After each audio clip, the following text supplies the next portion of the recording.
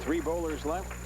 Two of them right here, Wes Hamner and Chuck Kramer, with Doug Shipley waiting in the wings to take on the winner for $5,000 first prize. But first, we've got this match.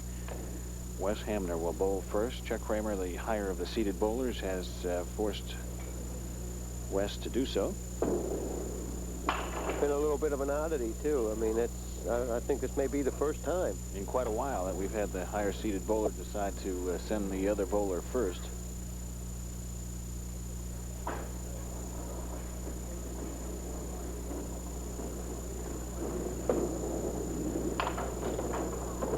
I tell you, Wes is always close. Yeah, he was close to that as well.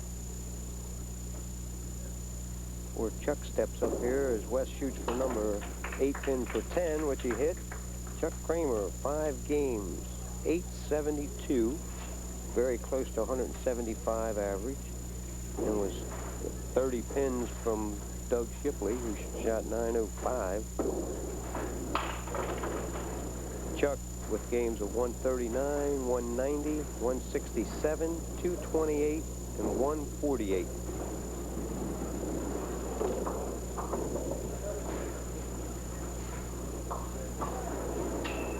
Chuck Kramer, 29 years old, just did manage to sneak in through qualifying, though, Joe. He had a 15-14. That's 1,514 pins in 10 games.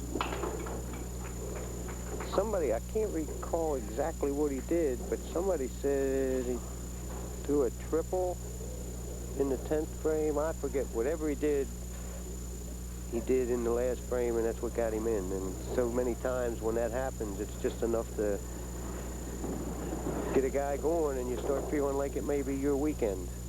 Chuck's high single is 261.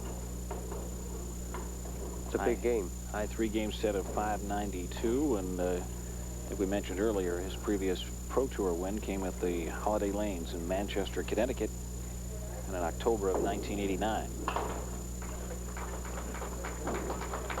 Now Chuck starts out spare and spare first 2 frames. Spare, spare. Wes Hamner 10 in the first frame.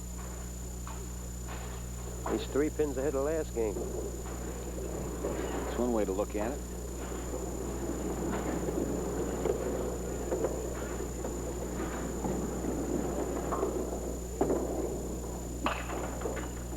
Push through the middle.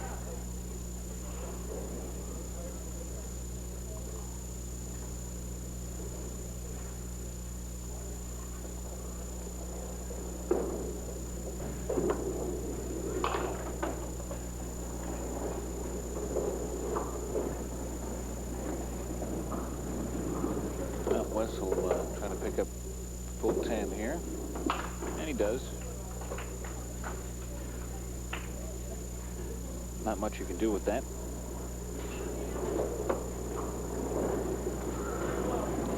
I would say in the head-to-head competition, his coaching psychology would sort of come in a little handy, and the ability to keep himself going. And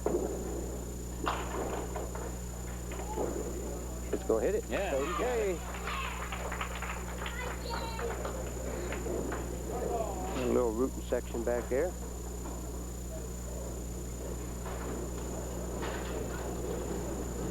His wife and 2 little ones behind Chuck Kramer. Chuck's got one, just missed. And rolling. 3-9, 38. Strike. Wes's wife Ann, and got 2 boys, Tracy and Chris. See Buddy Kramer and Jeff Powell sitting there watching, and Chuck just made a mistake. And Wes Hamner loves these type of opportunities. I've watched him time and time again. If I'm not mistaken, we held a Masters one year at Westview, or was it PG, and he finished in the top 3. I don't know if he has it on his accomplishments, but did rather well. I do remember that.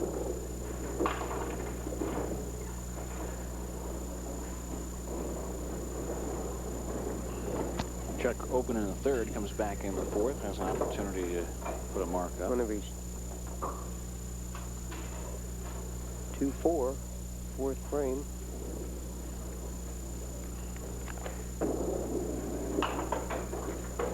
Hit that one on the nose.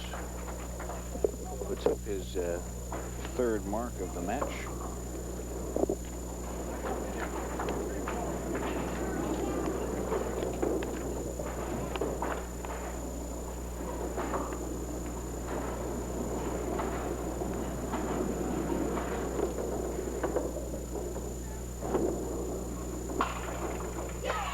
And Wes Hamner.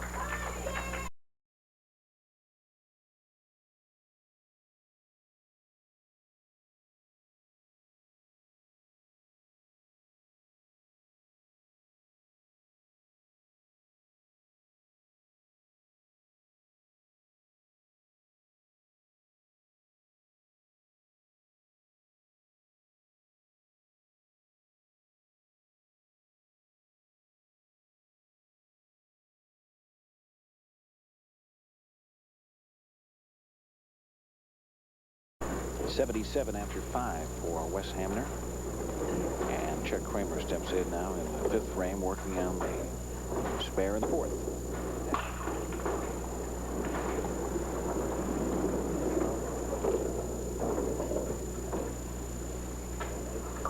Tell you, Chuck gets a lot of power and drive on the ball for a guy that probably goes, what, 125 pounds, soaking wet.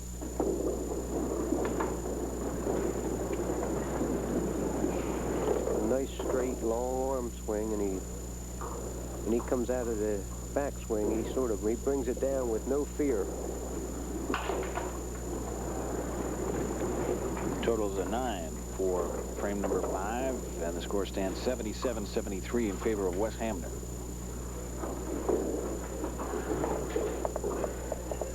See how the match has gone about thus far. And there's a past president to the left with the pink shirt, Johnny Weinkamp, past president of our Duckpin Pro Tour.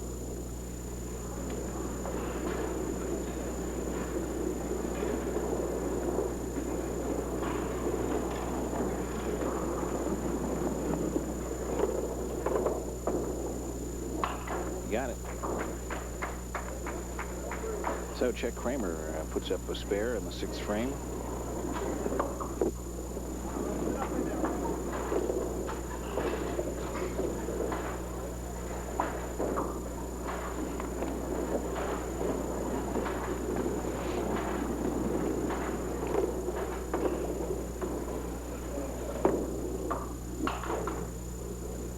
He knew what he did that time. He put it right on the floor. A little early.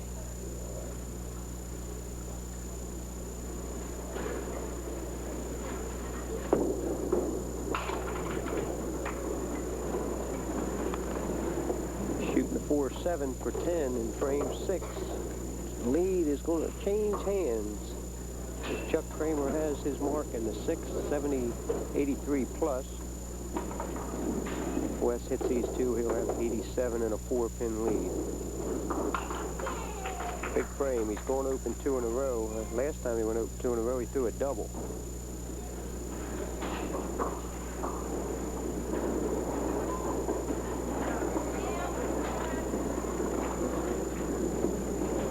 Well, Wes moving into the seventh frame. On lane 5, and he's got it.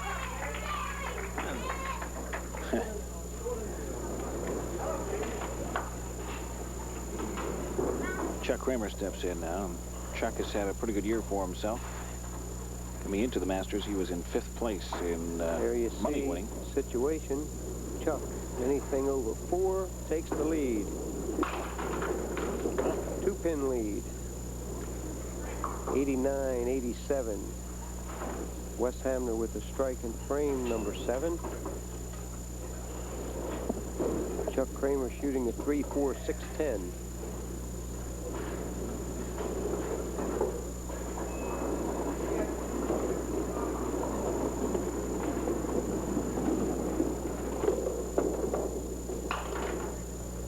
Gave it a shot. So wide to the right. 3-4 remaining.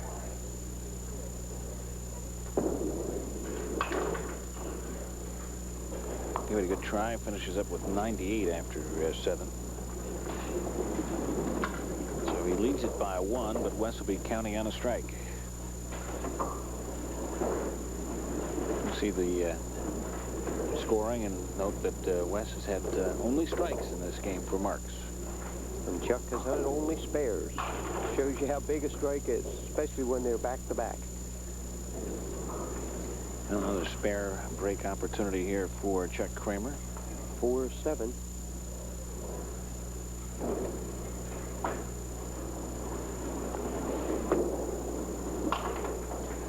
On the nose with that one. He's made that a couple of times. Tell you, if they get a shot at Chuck Kramer's left shoe, he has almost no heel on the outside, or no heel. All you see is sole. Now, you're looking at the inside of it as we sit here and look across, and the whole heel is there. But when Chuck gets up, if we get a shot of it, the outside edge, it's just completely worn. And except that he's like 125 pounds. Double. A double. Well, Wes Hamner putting a couple of doubles together, 3rd and 4th frame, now here in the 7th and 8th. Tell you, none of us have had a lot of occasion to see Wes, because like I say, he doesn't make a lot of our tours or even the open tournaments, but when he's there, he rises to the occasion. I've seen him many times put some big numbers on the board. Yeah, looking for a triple here. He's got it.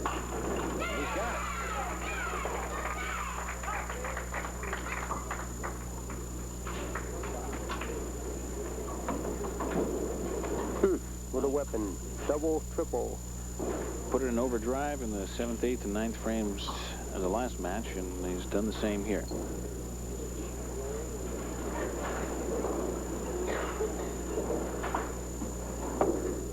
I don't know, with the camera angle, he broke 9 on his spare. Got a break shooting the number 10 pin. It's real. There you see the instep of the white shoe, and we can't with our camera angle see the outside of it, but there's no heel, take my word for it, on the other side of that shoe.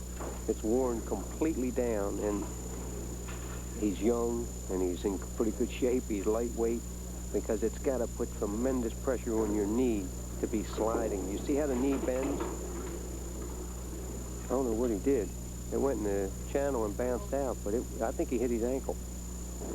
Could be, because he was sort of hobbled back, but I think he hit his ankle. He's still flexing it a little bit. Maybe we shouldn't have been watching his shoes. We got him. I heard you say you got to keep it close to your ankle. Unfortunately, a fine line between close and against it. That hurts. Oh, that hurts. It's like fouling a ball off your foot in baseball. That thing will puff up that fast. I'm telling you, and it stays that way for a few weeks. They're respotting the number 10 on lane 6. But Chuck's in big trouble. If he strikes out, he'll shoot 157, and Wes is just about, he's 137 plus, 147. It stays behind the line. We're going to have a Wes Hamner, Doug Shipley shootout here for $5,000.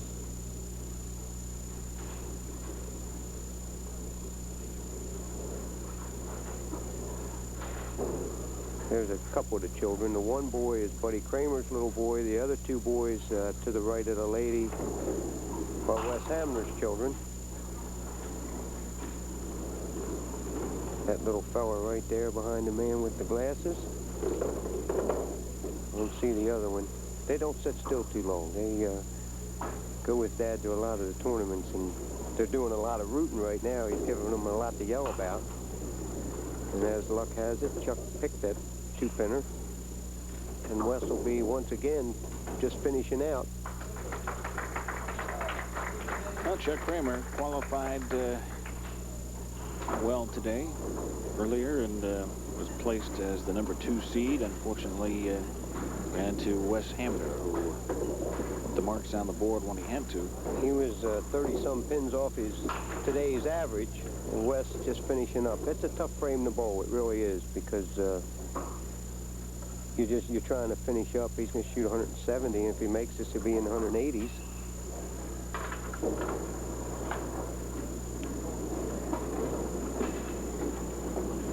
Doug Shipley waiting He made it. 185 plus this ball, 175 plus this ball, I'm sorry. And that's what he's going to have to shoot if Doug Shipley throws these bowling balls up there and shoots his weekend average. Well, waiting for Wes Hamner. Final ball. Take 6. Add that in.